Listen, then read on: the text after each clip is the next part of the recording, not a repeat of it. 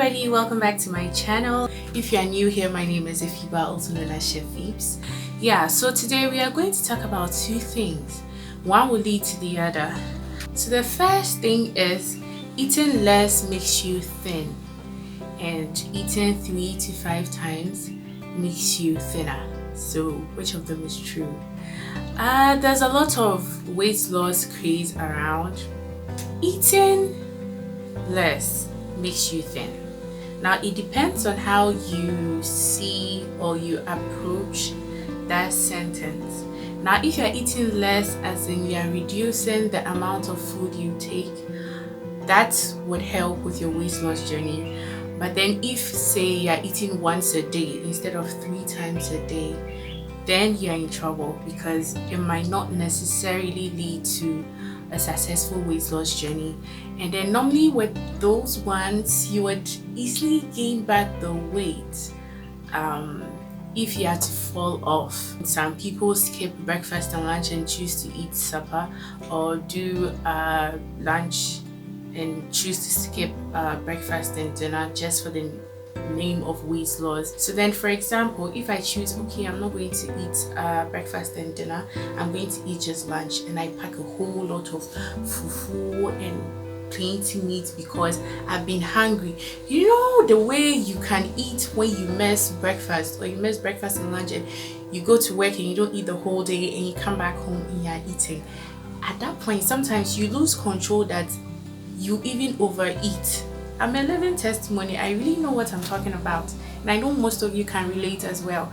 So then in that aspect, or in that situation, you are going to eat more than you should eat. The fact that you didn't eat breakfast and lunch is funny, it doesn't work that way.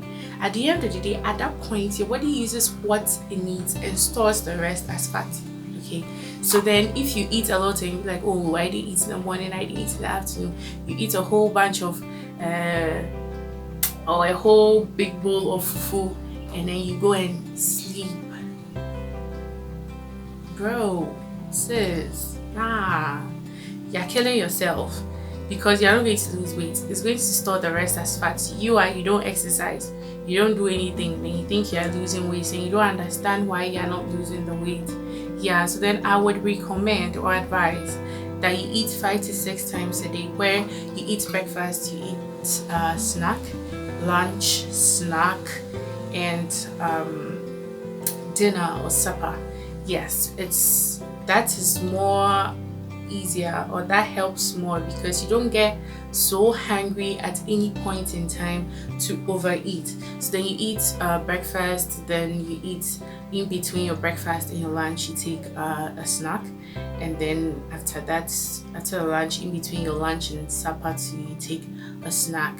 That really helps. You don't get hungry, and you can eat in bits, so then you control the number of calories. So if I eat, maybe I used to take a whole bowl of cornflakes in the morning at first. When I take say half or a quarter of cornflakes, obviously I would get hungry because it's a new lifestyle I'm building. That's not what my body is used to, or that's not what my mind is used to. So then I decide to take a little snack like a fruit in between before lunch. I don't get hungry. So because I'm not so hungry, because I've tasted or I've eaten the fruit during the snack, when I'm getting to lunch, I'm not so hungry, so I don't go and pack all the food into my stomach because I've had a snack. So I tend to eat a little. So then maybe instead of a whole bowl of rice for lunch, because I've eaten snack, I don't tend to rush. I can't even eat the whole lunch. Alright, so I take say a half bowl instead. So then I also take another snack like nuts or green tea or something before dinner, and in the evening I'm not really hungry, because it's like your mind has said that you've eaten a lot of food, but there is actually a lot of times, but then in very small proportions. So then that one too, it doesn't spike your sugar level or reduces so much because you are starving yourself. And then I encourage all of us to be exercising as well. That is the only thing. Don't starve yourself. There's a thing called intermittent fasting. It works. I'm not going to talk about it.